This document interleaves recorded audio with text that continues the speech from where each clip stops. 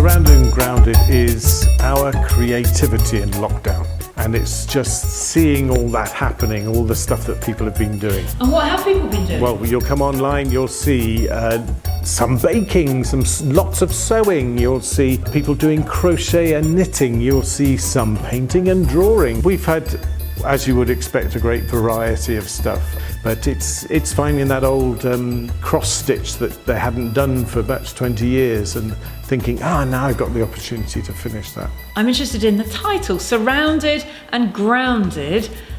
Where did it come from? Yes, it sounds a bit like it was made up by a committee. In effect it was. We thought of grounded, being solid, being on something, but also that word that parents use for teenagers. You're grounded, you're stuck inside. Surrounded by coronavirus, by fear, by anxiety, by the news, but also by friendship, community, and God's grace.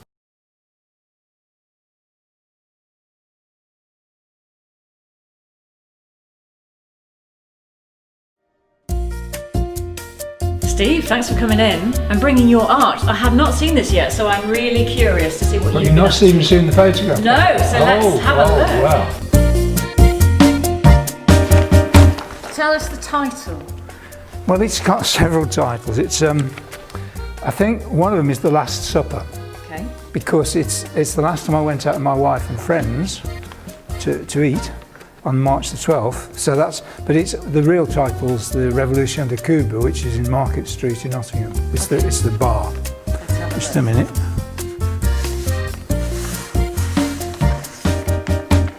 There you go. Is that the right way up? Yes. Gosh, so for us standing in a church building, the Last Supper creates images of Jesus, the disciples, bread, wine, a somber thing actually, but for you this has got a lot more life in it. How do you remember that evening? Well, I went to book it the week before and it was daytime and I got an impression and remember I'm visually impaired, so I got a good impression of the place. So when we went at night, the lighting in there is really good. It's very colourful lighting. And so I immediately got my phone out and started taking photographs of the people at the tables and the people, because it's very impressive lighting. And if I paint anything, I like to paint light and atmosphere. And is this a joyful painting for you, or is it a sad one because of what we then lost? I think I only do joyful.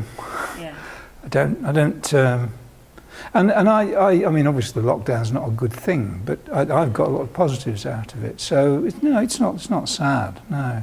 Talk me through the technique, just as an absolute art illiterate as I am. I mean, what materials and how have you achieved that effect? It's a watercolour,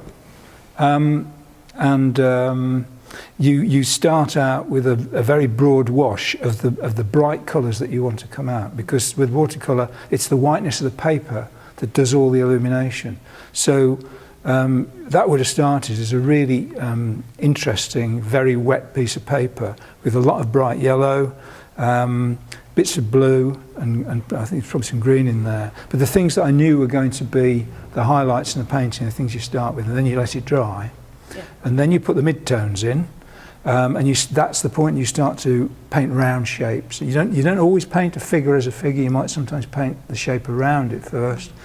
And once you've got the midtones in there, and you've saved some of the whites, so some of these whites of the paper, and you've saved the bright colours that you put in to start with, you then stand back and have a look at it, and look where the really dark darks are, put the really dark darks in, and then it's more or less finished, but they then go back in and tweak it and get the edges of the figures and whatever you want. Very good. You have said you're visually impaired. Mm-hmm. So if I were to look at this with your eyes, what would I see?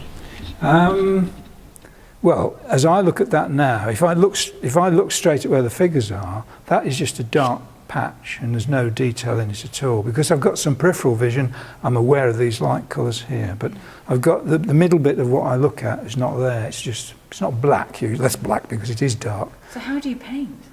Very close. Yeah. Very close.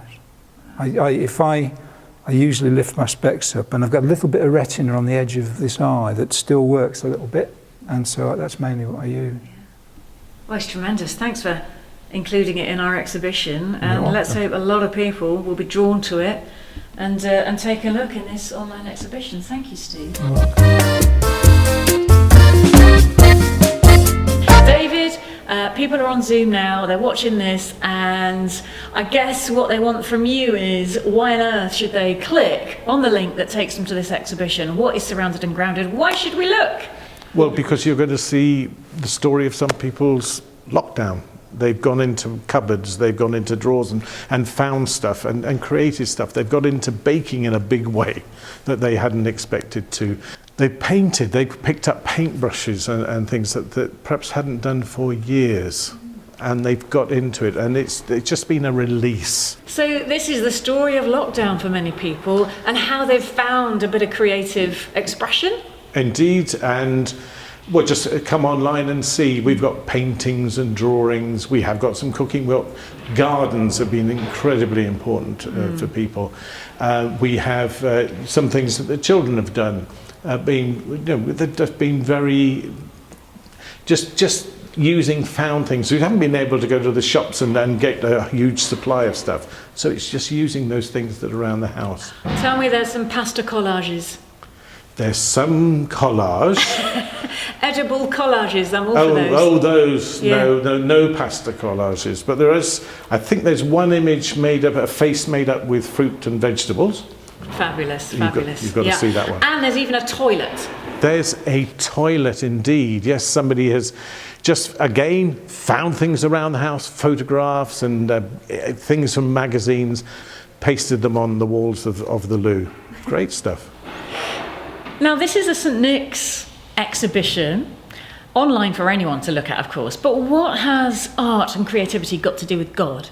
Well, one of the foundations of Christian understanding is that God is the creator, and God has created us, and he's created us in his image. And we have seen from that God is a creator, and you look around and there isn't just one type of flower, there isn't just one type of animal, there's abundance of things. And if we are made in his image, then being creative is part of that.